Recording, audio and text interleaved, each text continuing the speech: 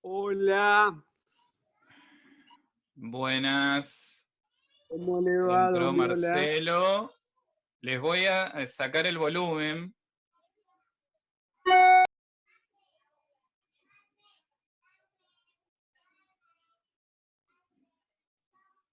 Bien, acá sigue entrando gente.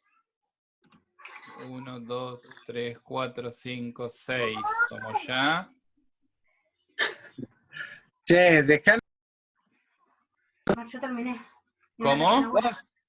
Vos tenés que silenciarnos cuando ya empezás a hablar del tema en serio. Bueno. Ahí les doy un poco de más de audio. El gringo ese fiero que entró recién se llama Hernán Casadevales de San Jorge.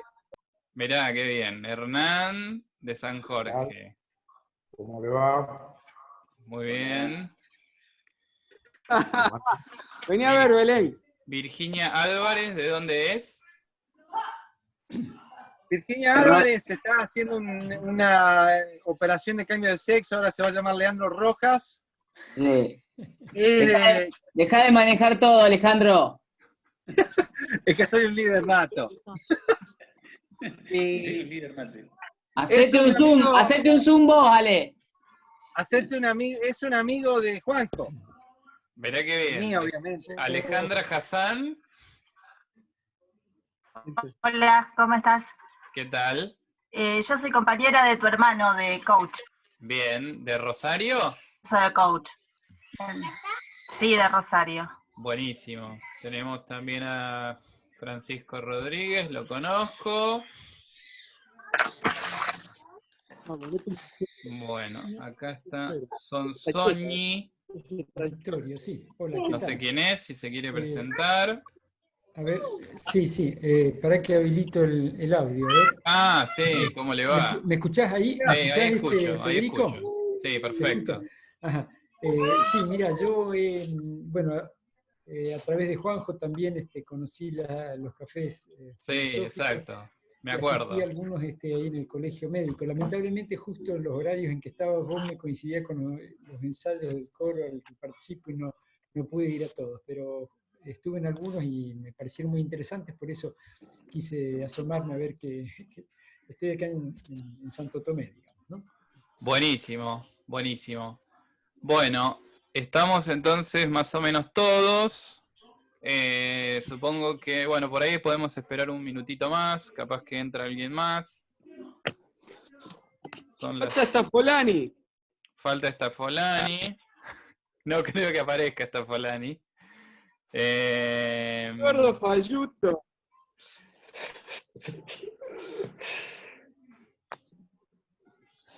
A ver. No, que Stafolani es un chico muy especial, entonces a él se lo vamos a perdonar a él. Pero es tu alma mater, no podés dejarlo afuera. Claro. Pero bueno, yo después hablo con él personalmente. Bien. Largá. Silencianos a todos y largá. Bueno, esto es medio un experimento. Los mismos podcasts son un experimento. Yo tenía ganas de comenzar un poco con este tema y en realidad nunca empezaba. Y ahora, bueno, por esta situación todos nos hemos visto forzados un poco a pasar mayor tiempo en una vida más virtual, digamos, en la computadora. Y bueno, entonces se me ocurrió hacer, digamos, el podcast y tuve buena repercusión, hubo mucha gente que le interesó y entonces salió esta idea, digamos, de hacer como un encuentro para hablar un poco de las repercusiones, para charlar entre todos. Sobre todo, en realidad, lo que me interesa más que nada hoy, cuando nosotros teníamos el café filosófico aquí en el Colegio de Médicos, siempre yo hacía como una pequeña introducción y luego venían preguntas y se armaba un poco el diálogo. La idea hoy es hacer ese segmento, digamos, un poco de las preguntas, responder un poco a las inquietudes y charlar un poco entre todos a partir sobre todo de este podcast que grabé. Este podcast, yo básicamente más que nada podríamos decir que el eje es la frase esta de Marcel Proust, que es del libro, a ver si lo tengo por acá, no, ya lo llevé. Es del libro, digamos, del primer tomo de la gran novela de Marcel Proust, que es una novela de 7 tomos, que se llama A la busca del tiempo perdido. El primer tomo se llama Por la parte de Swann. Y en ese libro que yo empecé a leer la novela y empecé por la primera parte, el primer tomo, y me topé con esta frase, ¿no es cierto? Con esta frase que dice, la leo, aquí la tengo, dice así, ¿no es cierto? Si ustedes quieren, en la novela, es una novela muy pintoresca en realidad, ¿no es cierto? Marcel Proust cuenta básicamente todos sus recuerdos, prácticamente es como un raconto que él va haciendo de toda su vida, ¿no es cierto? Y él cuenta, más que nada, en este primer tomo de la novela, por la parte de Swann se llama, él cuenta sus recuerdos de infancia. Y cuenta que la vida de un personaje que se llamaba Swann, ¿no es cierto? Que era un tipo que los visitaba en su casa, era en la casa de verano de su familia, a donde él iban a veranear, como se dice, cuando era niño. Y este tipo venía a visitarlos, que era como un amigo de ellos, y se llamaba Swann. Y entonces, bueno, Proust la novela es difícil de leer, porque es una novela, es vastísima, porque el tipo hace un gran detalle de todos sus recuerdos. Y en bueno, cuenta todos sus recuerdos de este personaje que se llamaba Swann, y cuenta que Swann tenía una hija, creo que tenía 2 hijas, y una de sus hijas tenía una vida moralmente reprochable. Básicamente tenía relaciones con mujeres. Y entonces lo que dice Proust es que a este personaje venía otra gente y le comentaba, le llegaban los rumores de las cosas que hacía su hija. Y sin embargo, bueno, ahí es a donde viene esta frase, ¿no es cierto? Donde viene la frase, porque lo que nota Proust es que este tipo, podríamos decir, como se dice en Argentina, no le entran balas. Es decir, le comentaban y le decían, che, mirá que tu hija anda haciendo esto, che, mirá que anda haciendo lo otro. Y sin embargo, el tipo siempre tenía la misma idea, lo negaba, era un negacionista, o directamente hacía como que no le importaba la cuestión, por así decirlo. Y entonces ahí es donde viene esta frase, que dice, los hechos no penetran en el mundo donde viven nuestras creencias. No las han hecho nacer ni las destruyen. Pueden infligirle los desmentidos más constantes sin debilitarlas. Y una avalancha de desgracias o de enfermedades sucediéndose ininterrumpidamente en una familia no le hará dudar de la bondad de su Dios o del talento de su médico. Bueno, esta frase, en este contexto que yo acabo de comentar, a mí me llamó muchísimo la atención porque, bueno, esto después uno lo ve en la vida en general, y desde el punto de vista filosófico también hay toda una cuestión ahí, ¿no? Hay una famosa concepción de la verdad como adecuación entre las cosas y los hechos. Y entonces, a mí me viene a la cabeza la pregunta de si, ¿qué es lo que nos mueve en general para actuar y para vivir, etcétera? Entonces, como yo más o menos intenté decir en el podcast, a mí me da la sensación de que esta frase de Proust es muy verdadera, porque lo que menos ocurre en general es que nos movamos por hechos y que los hechos cambien nuestras formas de pensar. Lo que suele ocurrir generalmente es que vivimos de acuerdo a nuestras convicciones y representaciones, y es muy difícil que esto cambie. Por eso a mí se me ocurrió también arriesgar la idea de que cuando termine esta pandemia, cuando termine el aislamiento, va a cambiar muy poco, porque en realidad siempre es como que nos movemos por una convicción, y esas convicciones son muy difícilmente cambiadas por los hechos o las cosas, si es que existe algo así como hechos o cosas, independientemente de nuestra forma de verlas, expresarlas o pensarlas. Esa es un poco más o menos la expresión, podríamos decir, la idea eje, la idea central. No quiero abundar demasiado más. Me interesaría, en todo caso, ya sé que hay gente que tiene alguna que otra pregunta, entonces, empezar con alguna pregunta, en todo caso. A ver, tengo acá... Perdón, Fernandito, a ver, un comentario puedo hacerte, sí.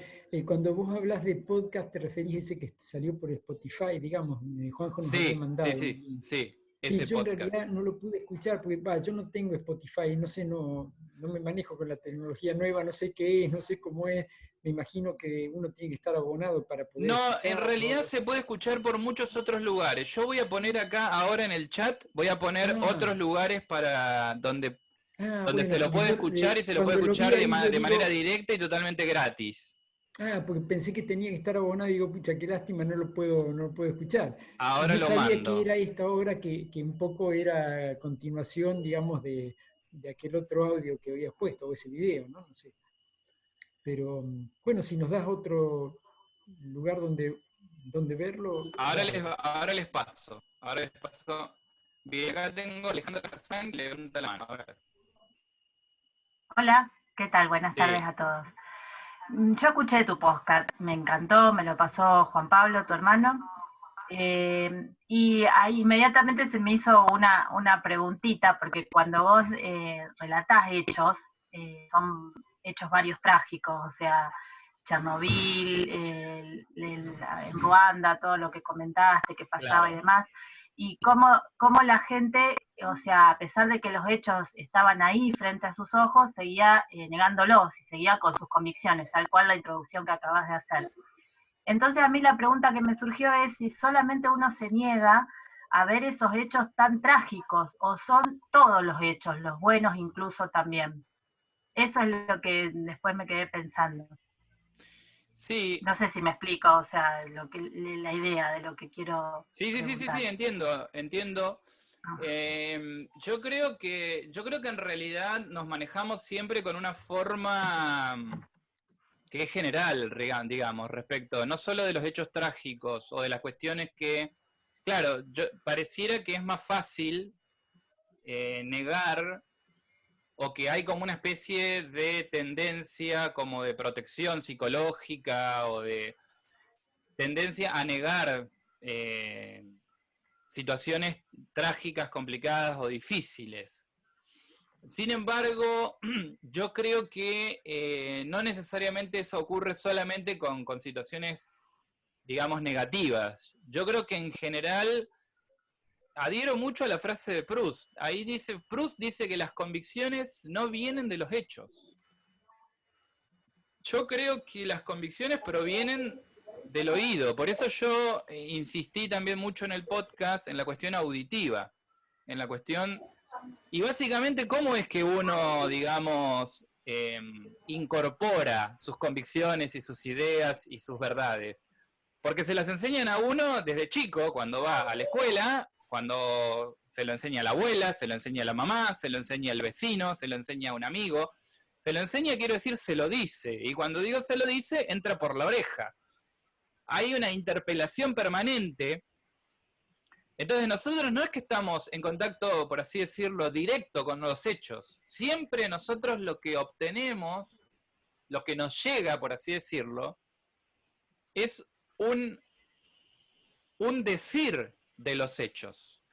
Es decir, que siempre está mediado, nuestras convicciones están siempre mediadas por una articulación lingüística, por así decirlo, por un mensaje que, en esto también quiero repetir, este mensaje no es como un paquete de datos que a mí me llega, como si el otro fuera el que está en en, digamos, relación directa o inmediata con las cosas, como en el mito de la caverna de Platón, por ejemplo. Platón sostiene esta idea de que el filósofo es el que está en visión directa de las ideas y es el que le dice a los demás, digamos.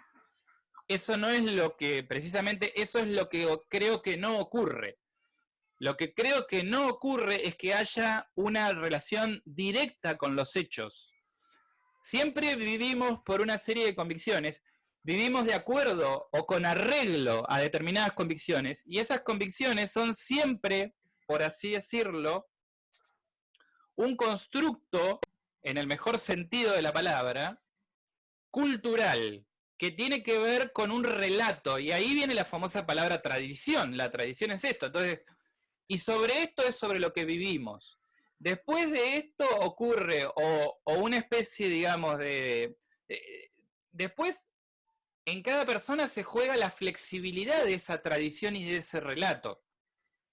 Lamentablemente lo que yo veo es que hay muy pocas... A ver, lamentablemente, bueno, esto depende, digamos. Tampoco los relatos o las tradiciones podrían cambiar permanentemente, porque esto también tiene que ver con una cuestión, digamos, obviamente, de identidad y de cierta forma de supervivencia, pues si todo estaría cambiando, o si nuestras convicciones cambiaran permanentemente, también sería problemático o sería enfermizo, digamos, hasta podría ser enfermizo. El problema es, digamos, cuando esto se convierte en una cosa, en una estructura absolutamente rígida, y cuando nos perdemos la plasticidad para el progreso y el cambio en nuestras convicciones. Ahí es donde la cosa se torna problemática, incluso hasta en el caso de la supervivencia. A mí me llamó muchísimo la atención en el genocidio de Ruanda, con esta familia que venían al tipo, y al tipo le decían, nos van a venir a matar, se están armando. Ahí era una cuestión de mera supervivencia, pero podríamos buscar casos positivos, donde hay gente que le dicen que hay cosas que son mejores y no hay posibilidades, digamos, porque perdemos flexibilidad, digamos, en cambiar nuestras convicciones. ¿No es cierto? Mira, justo que decís esto, estaba pensando algo positivo, como por ejemplo cuando supongamos que a vos te dicen que sos una persona que no tiene habilidad para alguna materia, cualquiera, no importa. Y que eso pasa mucho cuando sos chico, y después por ahí te empieza a ir bien, y uno mismo a veces lo niega, dice, no, que me va a ir bien a mí si yo no soy bueno en matemáticas, si siempre me costó, y los hechos te están mostrando que no te llevas la materia, que te sacás buenas notas, y tu convicción te hace eso que vos decís, lo que te dijeron, o cómo se... Claro, por eso, ahora que estaba escuchándote, pensaba en eso, pero también pensaba que para generar esas convicciones siempre hubo un hecho primigenio, o sea, alguien vio un hecho de la realidad por el cual generó esa convicción y la fue inoculando, digamos, en el resto de su gente, ¿no? O sea que un observador primigenio hay de esa realidad que lo transmite como una verdad. Pero el observador primigenio siempre... esto es complicado porque... yo creo que no hay algo así como una visión directa, digamos. Porque si no llegamos a una situación, digamos, de privilegio, digamos. Yo creo que no hay, porque además no existe algo así como la observación directa, digamos. No estamos, bueno, esto en realidad es una afirmación filosófica, y yo tendría la forma, digamos, de sostenerla yo adhiero a una forma de entender que en realidad siempre estamos mediados por el lenguaje, y cuando a mí otro me viene y me dice, yo vi tal cosa, o yo entiendo tal cosa, lo que yo estoy recibiendo es un mensaje, una articulación lingüística a través de su voz y de su forma. Esto también en la teoría Gestalt, por ejemplo, en la Gestalt teoría, digamos, de la psicología, también se muestra cómo siempre la percepción implica una percepción que también siempre es de alguna manera sesgada. porque siempre la percepción implica una determinada construcción, ¿no? Como las famosas manchas, donde una persona ve una mancha y dice es un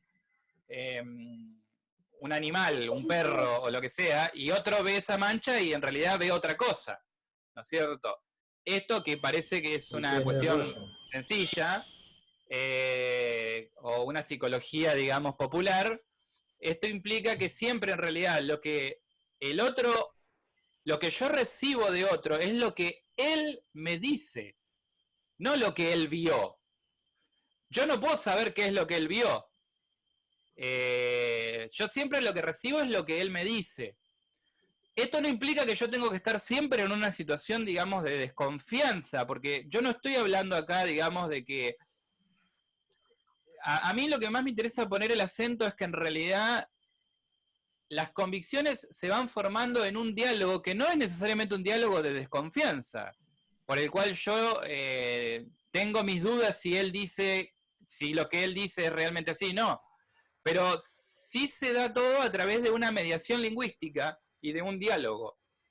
Yo creo que esa es la situación primigenia. La situación primigenia es la situación de la escucha y del diálogo antes que la de la visión. Sin embargo, nuestra cultura está construida a la inversa. Está construida por una, digamos, dándole el privilegio a la visión. Por ejemplo, la palabra idea significa eso, significa visión, la palabra teoría significa ver.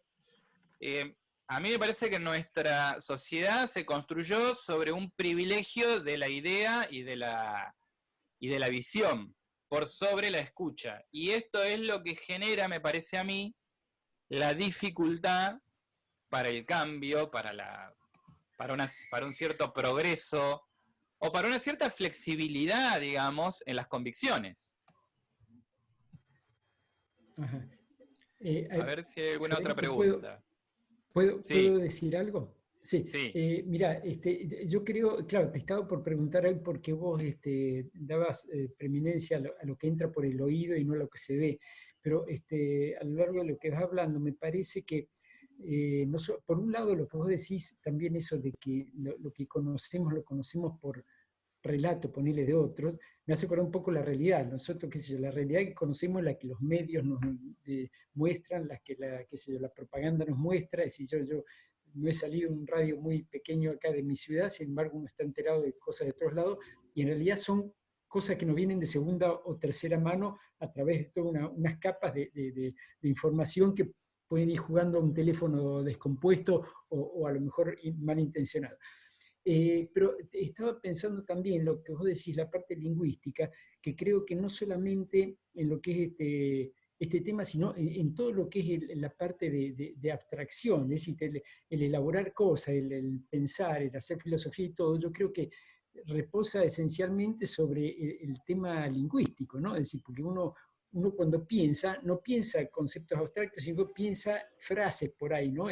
Y elabora. Entonces, a lo mejor el idioma, digamos, es una componente que de alguna manera moldea mucho lo que yo puedo llegar a pensar, ¿no? Es algo así. Sí, siempre pensamos a partir de...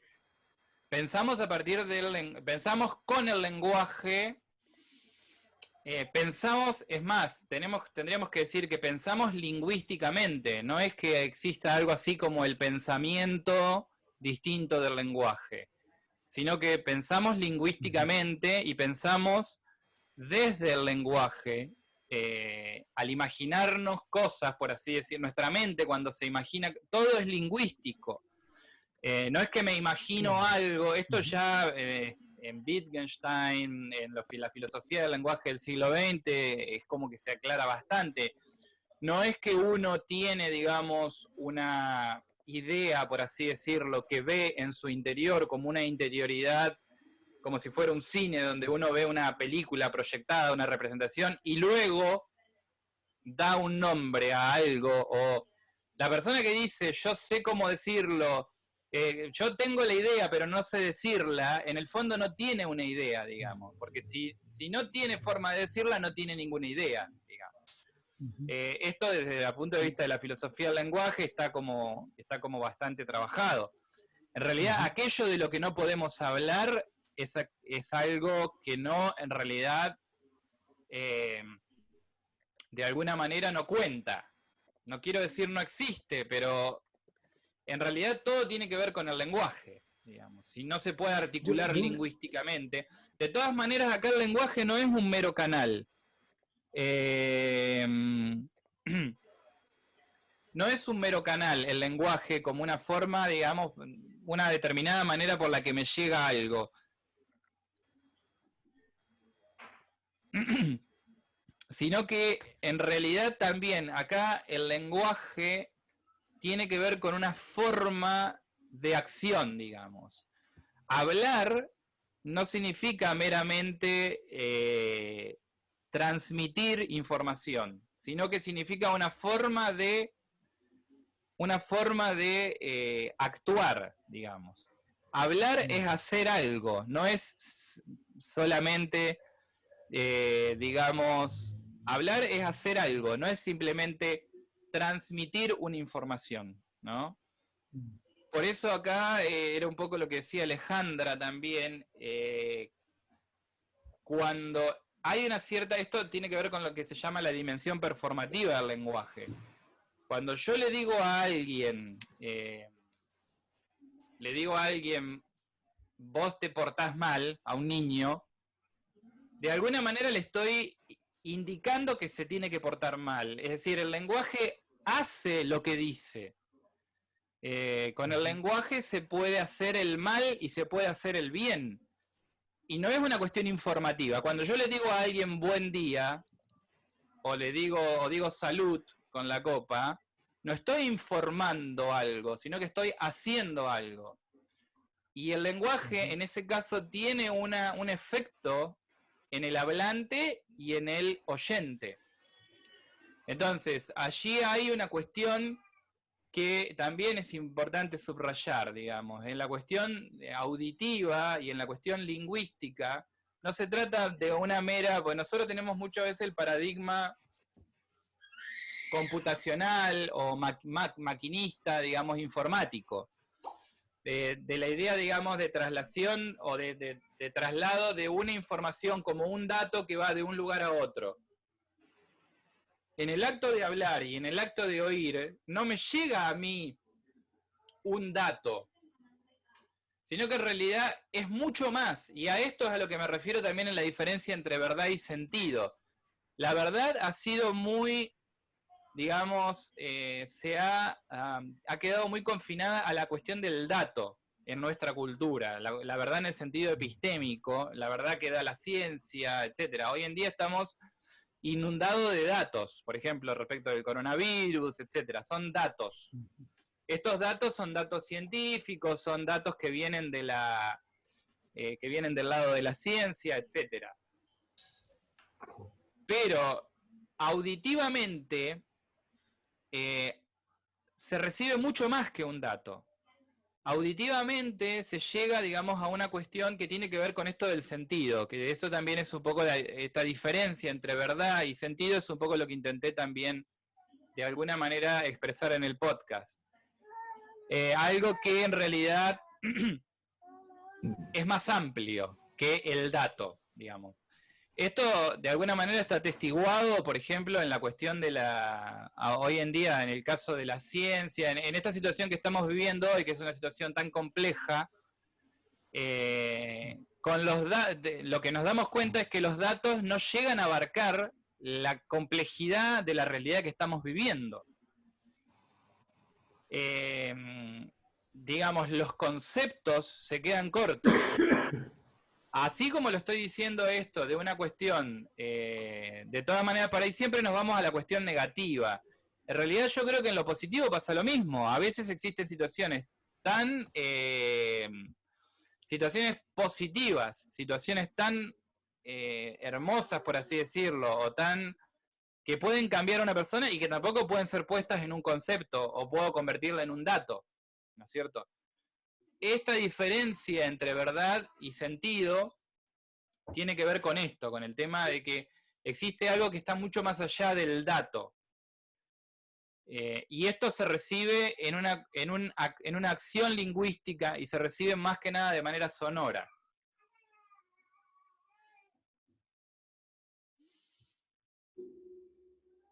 Sí. Un segundo. ¿Puedo hablar? Hola, hola. Sí, dale, sí. ¿Me escuchas? Sí. Vuelvo al tema auditivo, digamos. Recién yo te dije que entendía por qué decías que vos nos llegan, digamos, por el oído más que por ver cosas, pero pienso que en realidad yo lo que estaba aceptando es que nos llegan a través de un lenguaje, ¿eh? O Sí. sea, porque la parte auditiva, yo digo, suponete una persona que sea sorda y que a lo mejor pueda comunicarse por lenguaje de señas o en forma escrita, o sea, está utilizando el lenguaje aunque no entran por los oídos, o sea, parece que a lo mejor lo del oído es una manera de decirlo, pero que en realidad vos querés decir que a través del lenguaje es que nosotros armamos toda la estructura de representar cosas, de transmitir y de pensar cosas, ¿no? Sí, yo creo que la diferencia tiene que ver más que nada con esta cuestión del dato, digamos, no es un dato. Tampoco es un dato, cuando digo sonoro, sí. Me quiero referir un poco más a una cuestión distinta de la visión. Tampoco se trata de un dato acústico, porque también, en realidad, la ciencia y en nuestra cultura todo está reducido al dato, y la percepción auditiva también de alguna manera implicaría un dato sonoro, un dato acústico, etc. Básicamente el tema del lenguaje, y el lenguaje tampoco son meramente, digamos, las palabras, o el lenguaje también implica una cuestión, justamente por eso me refería a una acción, digamos, y a una cuestión que tiene que ver con el sentido, es algo que está mucho más allá, ¿no es cierto? Tengo otra pregunta.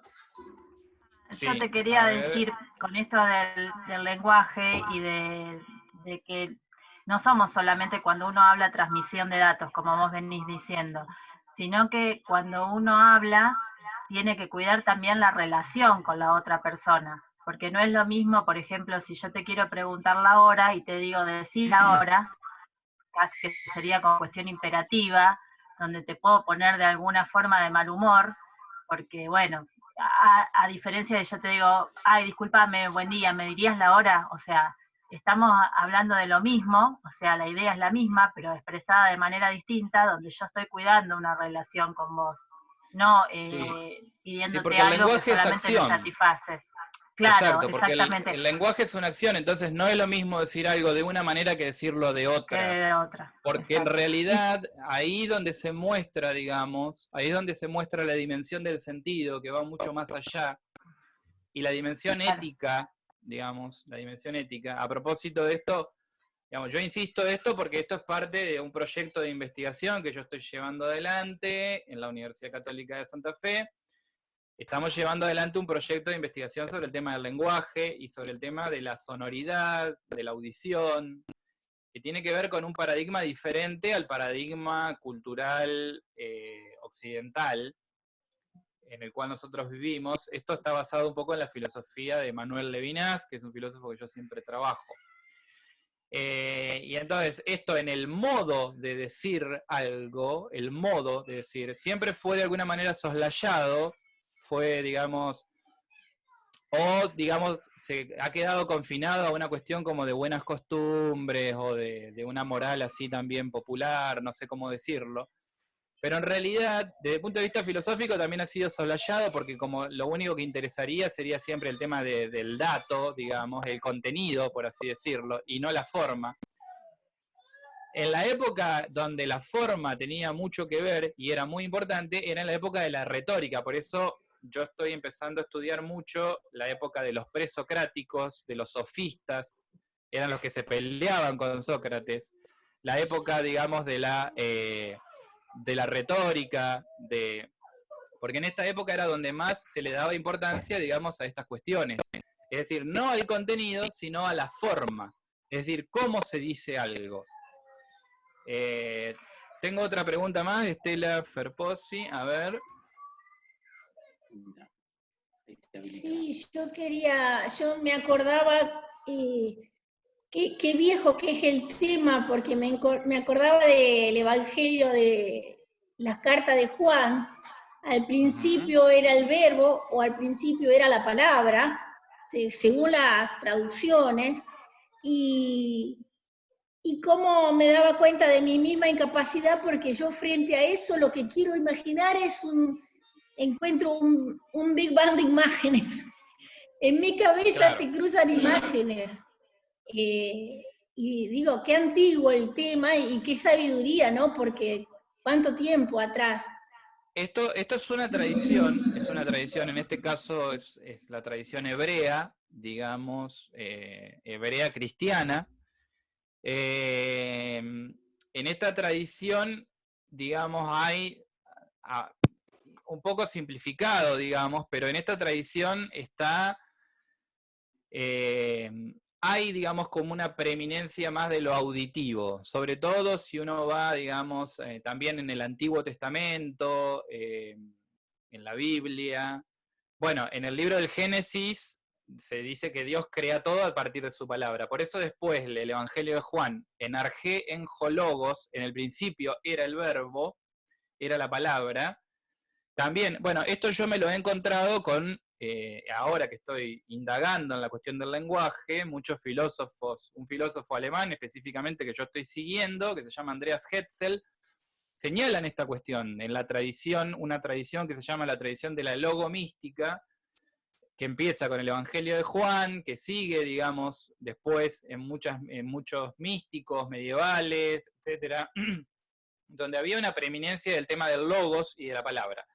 Pero la palabra, precisamente en este sentido, la palabra como justamente, y esto está claro también en esta tradición hebrea, después en la tradición cristiana esto, para mi gusto, se perdió un poco, porque la tradición cristiana se embebió más de la cuestión teórica griega, digamos, de otra tradición, que es la tradición griega, que tiene como otro ethos, que precisamente le da más importancia a la cuestión visual. En el platonismo, el cristiano platonismo, digamos, ha influido mucho. Y se ha perdido más esta cuestión más auditiva, que sí estaba presente en la tradición hebrea, ¿no? Desde el libro del Génesis, donde dice que Dios crea a partir de su palabra, pasando después por los evangelios, etc. Y es muy importante esta cuestión, pero por eso quiero recalcar la cuestión de la diferencia de la palabra como dato y recalcar la cuestión de la palabra como acción, ¿no? Como palabra eficaz, digamos, como eficacia. Es decir, como algo que genera un cambio y que de alguna manera, como en el libro del Génesis, produce el mundo. Es decir, a través del lenguaje. Pero lo que pasa es que esto hay que tener cuidado porque enseguida vienen a decir, no, guarda con el relativismo, o porque yo puedo, digamos, inventarme mi mundo lingüísticamente. No se refiere a eso. Por eso yo también quiero poner mucho el acento en la cuestión, podríamos decir, histórico-social. En todo caso, el mundo se produce lingüísticamente, pero en una interacción ética de responsabilidad entre los otros, en un diálogo, podríamos decir. Es decir, el mundo como que se va construyendo dialógicamente en la interacción lingüística que tenemos. Cuando yo vengo y le digo a mi hijo esto, o a mi hija, esto es así, esto es así, lingüísticamente estoy produciendo algo en él, en el mundo, etcétera. Esta es un poco la idea, ¿no es cierto? Porque acá corremos un poco el riesgo de caer en una especie de relativismo burdo. Esto yo quiero advertir que no es mi intención. Tenemos otra pregunta de Alejandro Bonet. Sí, a mí me gustó mucho cuando escuché lo que mandaste, Fede. Sobre todo, cuando haces la introducción, resaltás mucho el hecho frente al cual nos estamos enfrentando todos. Y a mí lo que me impacta, que me parece que es lo que vos intentaste esbozar y que a mí me generó cierta conmoción. Por eso mi interés inmediato en proponerte un diálogo, un tratar de entender más a fondo, que nos encontramos ante algo totalmente nuevo, que nunca antes sucedió, con estas características. y que ante un hecho de la dimensión que está tomando el coronavirus, que no se sabe hacia dónde va, a todos nos exige pensar la realidad de una manera nueva. Y como que no está la predisposición a pensar lo que está sucediendo, sino que cada uno está viendo cómo calcula su posición personal y su situación individual y los intereses que le toca, porque evidentemente la urgencia más inmediata que todos tenemos, ¿no? Es decir, cada uno dice, bueno, ¿cómo me reacomodo ante esto que está sucediendo? Pero está sucediendo algo con características absolutamente inéditas, y que pone en juego toda la realidad de cómo está organizado el mundo contemporáneo.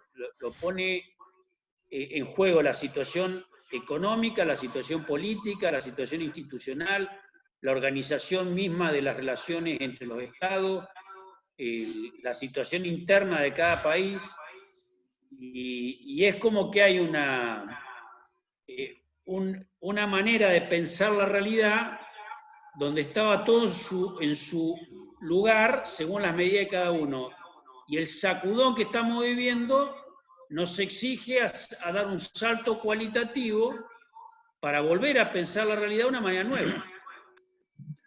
Sí. ¿Estela?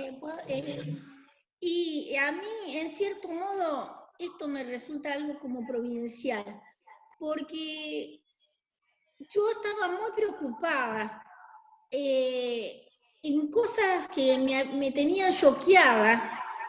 Yo, que siempre digo, una generación atrás se choqueaban con la tecnología, con la informática. A mí eso no me choquea, a mí me choqueaba lo que estaba pasando con el hombre. Y me choqueaba, me tenía muy mal y yo estaba no pudiendo ayornarme, no creo que haya tenido intención de ayornarme, a nuevos paradigmas creados con un poder del lenguaje que uno siempre cuando habla de poder desconoce a dónde está, dónde nace. El poder venía manejando y a través del lenguaje, hablando, por eso me gusta, en vez de usar construcción, usaste constructo. Me gustó, porque si usás construcción estás hablando de algo muy de moda. Todo eso me venía preocupando, y este shock nos sacó de ahí. Desenfocó al poder dominante, lo desenfocó y lo hizo pensar en otra cosa. ¿Y qué hizo? Lo hizo pensar en la realidad. Lo hizo dejar de inventar cómo queremos construir la realidad, sino decir, miremos lo que está pasando. A mí y en me eso parece no que hay poder que pueda, no hay poder que pueda, porque miramos a Trump y mirá por donde vos quieras y nadie lo puede. Claro. Me resulta bueno en eso. Inclusive, perdón, jefe, una cosita más agrego. A mí, por ejemplo, me impactó mucho la actitud, de alguna manera sobradora, que tuvieron al principio el presidente de Estados Unidos y de Brasil, de decir, no, es una cosa que va a pasar enseguida, pero no tiene que afectar el orden que tenemos. Y de golpe se encuentra que Estados Unidos es el país más afectado de todo en este momento. Y el intento es de más o menos, mirar, como dijiste, la familia humana. Es como la anécdota de Chernobyl, ¿no? Es como la anécdota de Chernobyl. Yo les recomiendo mucho esa serie que está en HBO, que esa parte, digamos, creo que es en el primer episodio o en el segundo, que al tipo vienen y le dicen, explotó el reactor, ¿no? Y el tipo dice, no explotó el reactor. Pero el tipo, el operario viene y le dice, no, pero yo vengo del reactor, el reactor no está más, explotó, desapareció. Y el tipo dice, no explotó el reactor.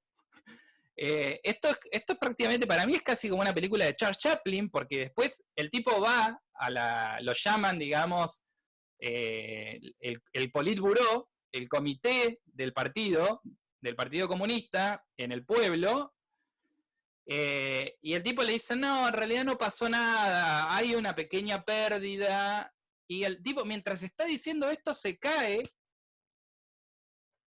descompuesto prácticamente envenenado por la radiación.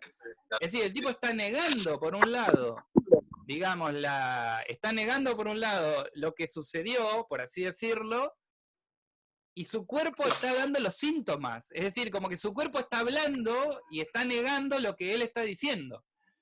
Esto me parece que es sintomático, digamos, de cómo nosotros podemos quedarnos, por así decirlo, una persona puede quedarse firme en su idea, en su convicción, y en realidad, la realidad te pasa por arriba, por así decirlo. A mí lo que me parece importante es que estamos ahora viviendo una situación, yo diría, no diría impensada, diría inaudita. Jamás se ha oído lo que está ocurriendo de alguna manera ahora. Es una situación inaudita. La pregunta es, ¿cómo pensamos esto?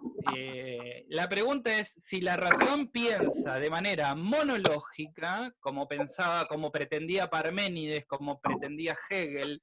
Hegel viene a ser un poco la culminación, digamos, de la cultura occidental, de la cultura moderna, y Hegel entiende que en realidad la razón es única, es una sola. Nosotros vivimos en una idea, digamos, de una sola forma de Estado, una sola forma del derecho, una sola forma de la justicia, una sola forma de la economía. Vivimos en una especie de razón monológica. Y la pregunta es si tenemos que pensar esto, a mí me interesaría, me parece que sería importante pensar auditivamente, o pensar, podríamos decir, en el diálogo con racionalidades. Yo algunos amigos acá ya lo saben, estoy cada vez más con la cuestión de la descentralización. Yo creo que el problema de nuestra civilización es la centralización, digamos. Tendemos al monismo, a lo único, al pensamiento único, a la racionalidad única, y esto después tiene expresiones, digamos, en nuestras instituciones. Una sola forma de derecho, una sola forma, digamos, una sola forma de economía. Hoy en día la economía sabemos que va a entrar, digamos, en una crisis terrible. La pregunta es bueno, ¿cómo hacer para imaginar, por qué no, más que pensar, cómo imaginamos una nueva forma? Para mí, la imaginación tiene que ser una imaginación conjunta en un diálogo donde ahí viene la idea de una existencia responsorial, digamos. Es decir, yo no me puedo poner como político, no me puedo poner a pensar yo solo cómo salgo de esto. Yo tengo que escuchar lo que está pasando en los barrios. Digo, no me quiero poner ahora pero incluso en cualquier transformación institucional, yo veo el problema de las instituciones es un excesivo verticalismo, que el problema no es el verticalismo, el problema es la sordera, digamos. El problema es la sordera. A mí me parece que el problema que tenemos es el problema de una razón monológica que no se deja interpelar por un llamado de otro. Piensa en la película esta de Chernobyl, el tipo viene y le dicen, explotó el reactor. Y el tipo le dice, no, el reactor no explotó porque esos reactores no explotan. Le dice, ¿usted no es ingeniero? ¿Usted no es científico? ¿No sabe que esos reactores no explotan? Es decir, el tipo en sus cálculos de ingeniero, en sus cálculos de matemático, le daba que los reactores no explotan. Y entonces cuando viene un tipo y le dice, el reactor explotó, le dice, no, no explotó. Le dice, sí, pero explotó. No sé si se comprende. Entonces, el problema es, yo creo que el desafío mayor al que nos vamos a enfrentar ahora es el desafío, digamos, de una escucha responsable para poder imaginar una nueva forma de convivencia social. Hay una pregunta acá de Francisco Rodríguez. A ver. Sí, ahí está. No, yo me quedé pensando con esto de la distinción o la tensión entre convicción y hechos, y cómo, bueno, ante lo que está pasando hay como una obsesión por encontrarle un sentido cerrado a esto que estamos viendo, pero que está bien, es parte de lo que somos, buscarle un sentido, pero ese sentido que se busca es como que parte de una convicción también cerrada. Entonces las convicciones y los hechos son como dos esferas que se chocan. Y bueno, lo que me pregunto es eso, ¿cómo no caer en convicciones que sean cerradas, que choquen contra los hechos? No sé, algo que se me ocurre es esto, que normalmente pensamos las convicciones como ideas, y tal vez las convicciones son un conjunto de hechos que dan significado, no tanto una idea. Entonces, si la convicción no es una idea, sino un conjunto de hechos, tal vez ese hecho actual concreto no me choca tanto, o lo puedo asimilar mejor, no me rompe, no me desestructura tanto. Pero bueno, son cosas que pienso, ¿no? Bien, yo, digamos, trato de romper un poco con esta... Es difícil, pero estamos siempre tentados a esta idea, a esta especie de dicotomía entre hechos e ideas. Yo creo que no existe tal dicotomía. Yo creo que desde el punto de vista del lenguaje, por eso digo que siempre estamos en el lenguaje y estamos mediados en el lenguaje. Entonces, si partimos de esa dicotomía, yo creo que es muy probable, es muy difícil que nos pongamos de acuerdo. Si pensamos que el lenguaje solamente transmite hechos, o si pensamos que solamente hay hechos separados del lenguaje, etc., va a ser muy difícil ponernos de acuerdo, digamos, porque siempre va a venir otro y me va a decir, no, yo en realidad pienso así, o yo vi tal cosa, o yo vi tal hecho. Cada uno se remite a una visión que tiene, a un punto de vista. Yo creo que el desafío está, digamos, en la tarea constructiva, que viene a través, digamos, de una interpelación que tenemos nosotros de las cosas que vemos y percibimos. Pero lo que nosotros percibimos no es algo inmediato, también nuestra forma de percibirlo también tiene que ver, también es lingüística, también está mediada. Nosotros percibimos a partir de todo un bagaje que ya tenemos en la cabeza, ¿no es cierto? Marcelo tiene otra pregunta. Belén, sí. Belén, a ver. Hola, grupo. Soy Belén, soy la hermana de Alejandro Grando. Es mi esposo también, pero en segundo término.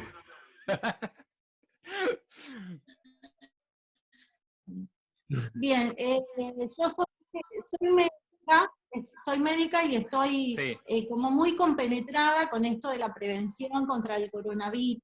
Y lo que vos hablás, la cuestión de los lenguajes, me pasó ayer algo que me di cuenta, que el lenguaje oral, el diálogo y la experiencia transmiten mucho más que el lenguaje escrito, como ser datos fríos. Por ejemplo, me pasó esto. El coronavirus, grupo de médicos del hospital, todos los días leemos el listado de enfermos, de muertos, de esto, de aquello. Pero yo, como nosotros con Alejandro tenemos nuestra hermana que es médica, está trabajando en un hospital de Madrid, luchándola y pasándola muy feo. Para mí, la lucha contra el corona debe ser mucho más intensa de lo que piensan mis compañeros de acá, que no tienen sus hermanos en una situación tan crítica. Entonces, yo siento que al tener la voz de ella, que me cuenta y que me aconseja, estoy como más incentivada en el cuidado que el resto. Y es como que por ahí me choco contra la corriente, porque todos me dicen, bueno, pero acá no es para tanto, no hay nadie enfermo todavía en el departamento de San Martín. No, digo, pero las medidas tienen que ser extremas. Digo, nosotros entre los médicos nos tenemos que cuidar un montón. Y ellos dicen, no, bueno, pero todavía no. No, ¿cómo que no? Mi hermana ayer me dijo llorando que murió un amigo de ella, un compañero, un médico, un compañero de trabajo. Entonces ayer me di cuenta de eso, del lenguaje escrito frío y el lenguaje oral, de la experiencia, de lo que uno te transmite, y sobre todo un sentimiento, ¿no?, que uno escucha. Sí. Y me sentí realmente ayer como la esposa del oftalmólogo en relatos sobre la ceguera. como que nadie veía lo que yo estaba viendo, de que tenemos que extremar los cuidados y veía que el resto lo tomaba con más liviandad. No sé, tal vez eso, la convicción, cómo te incita a esto, digamos. Si lees algo, un texto o un informe del ministerio, de la OMS o lo que sea, claro, no me llega tanto como lo que me cuenta mi hermana o sus compañeros. Claro, porque ¿no? yo creo que eso... No sé si me... Sí, yo creo que ahí está el síntoma, de que en realidad hay una acción, de que, digamos, justamente cuando a mí alguien me dice algo, hace mucho más que transmitirme un dato, ¿no es cierto? Si ustedes quieren, yo siempre pienso, siempre esto lo comentaba con mi amigo Maxi, en la película La vida es bella, la película de Antonio Benigni. En esa película, el padre le relata al hijo, le va haciendo el relato de lo que va ocurriendo. No sé si todos vieron la película, ¿no es cierto? Pero en la película ahí es el ejemplo, digamos, de una construcción lingüística. Nosotros hoy en día vamos construyendo la realidad de lo que está pasando, como dijo Alejandro, digamos, esta situación que es inaudita, que es una situación terrible. Todos los días escuchamos cosas diversas. Y así vamos construyendo esta realidad, digamos. Yo, por ejemplo, con mis hijas, ahora me acuerdo mucho de la película La vida es bella, porque uno le tiene que contar a sus hijos, digamos, qué es lo que está ocurriendo. Y nuestros hijos van a vivir las cosas de acuerdo a lo que nosotros, digamos, de acuerdo a lo que nosotros les digamos. Esto es una cuestión, digamos, es un constructo, y no es lo mismo cómo se lo digo yo a mi hijo, que cómo se lo digo a mi vecino, que cómo me lo dice a mí el diario X, o el programa de radio tal, o el programa de televisión tal, cómo me lo dice un periodista, cómo me lo dice otro. Yo acá pongo el acento en el cómo, más que en el dato, en el qué, en la cosa. Me parece que eso es lo que decís muy bien vos, Belén, digamos. Es muy importante vos cómo escuchás lo que te dice tu hermana. Y no es tanto o solo lo que dice, sino cómo lo dice, quién lo dice, de qué manera lo dice,